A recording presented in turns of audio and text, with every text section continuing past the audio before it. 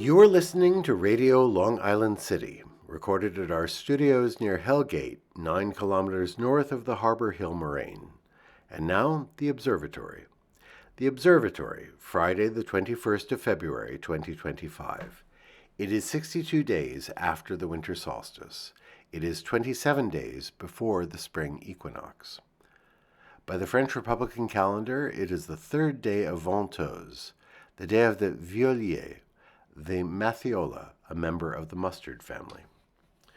The sun rises today at 6:41 a.m.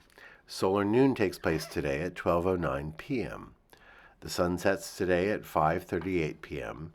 Civil twilight ends at 6:06 p.m. and nautical twilight ends at 6:38 p.m. The length of daytime today is 2 minutes 35 seconds longer than yesterday. The moon is in its waning crescent phase and is 41% full at midday.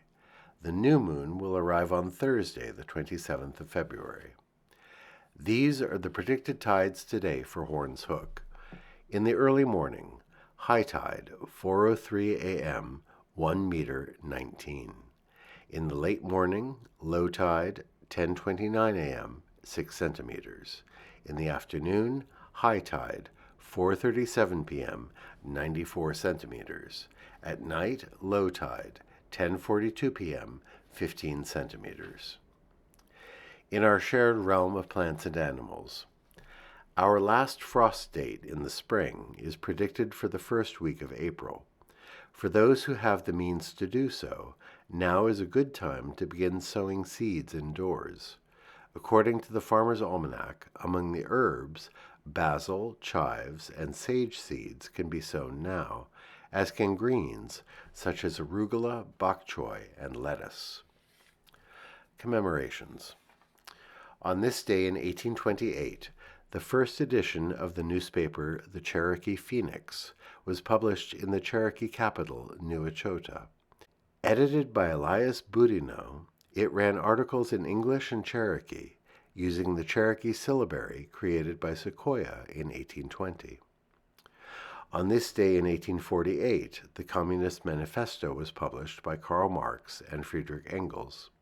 It became one of the seminal texts of communism and gave rise to the slogan, "Workers of the world unite, you have nothing to lose but your chains."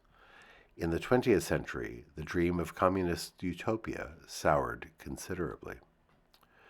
On this day in 1878, the District Telephone Company of New Haven, Connecticut, issued the first ever telephone directory. Consisting of a single page, it listed just 50 numbers. On this day in 1925, the first issue of the New Yorker magazine was published. Its cover featured the dandy, now known as Eustace Tilley, inspecting a butterfly through a monocle. We wish the New Yorker well on its 100th anniversary. On this day in 1972, President Richard Nixon arrived in Beijing on Air Force One, the beginning of his trip to mainland China and the normalization of relations between the United States and what was then often called Red China. On this day in 1933, Nina Simone was born in Tryon, North Carolina.